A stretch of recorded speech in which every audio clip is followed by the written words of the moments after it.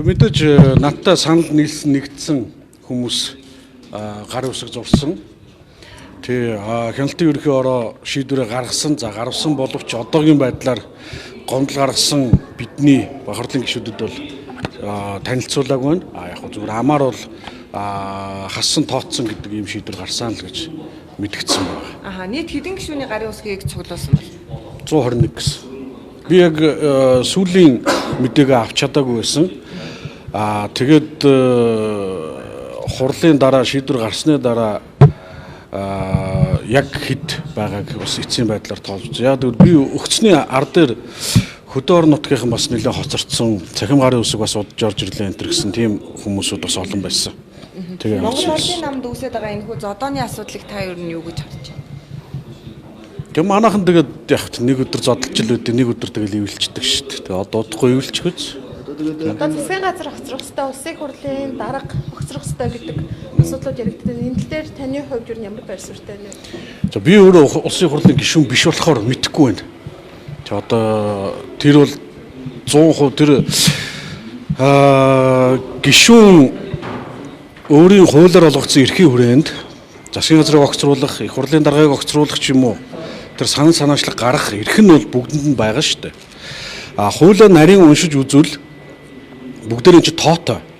Жишээ нь 32 гишүүнээр асуудлыг өргөн барьнаач гэх шиг.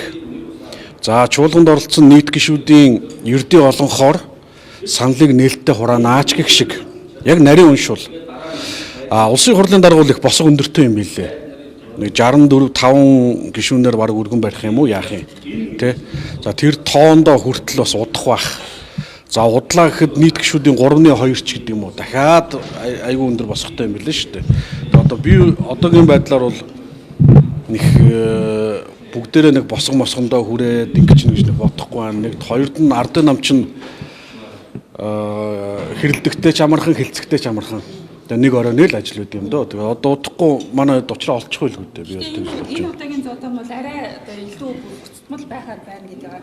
Таны хувьд намын гишүүдтэйгээ уулзсан тэр хүмүүсээс юу хэлж байгаа вэ? Манай намын гишүүдийн одоо олон гишүүд маань оролцсон баг хурлын болон өдөрдох зөвлөлийн тэр намын жирийн гишүүдийн одоо олон группүүд байдаг. Үрийн дарга нарын тэгээд олон группүүдэд тэрэн дээр бол ер нь эвтэй байгаа ч та нар хэрүүл зодоноо болооч 27 28 оны сонгуулаа бодооч хичээч одоо зогсооч тэгээд зогсох цэгийг чинь одоо та нар давчлаа шүү нөө red flag те улаан дарцгаа бүгд одоо өргөцгөө гэдгийг л одоо манайхан тэгэл бүгд л уриалж байгаа шүү дээ те одоо би ч гэсэн бас уриалмаар одоо энэ нэг хэрүүл тэмцлээ та нар болцгоо зогсцгоо хэрүүл тэмцэл хийгээдсэн хүмүүсээ чинь намаас хөөцсөн, гаргацсан, явуулцсан.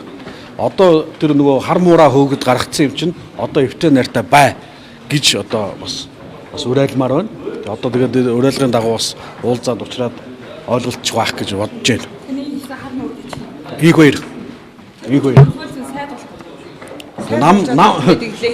Нам бос хүнийг тэгээ сайд болох үгүй харъя. Тэгээ мэдээж тэр бол ерөнхий сайдын өөрийн бүрийн эрхийн асуудал. Тэрэн дээр бол хэн ч юу ч одоо хэлж чадахгүй. За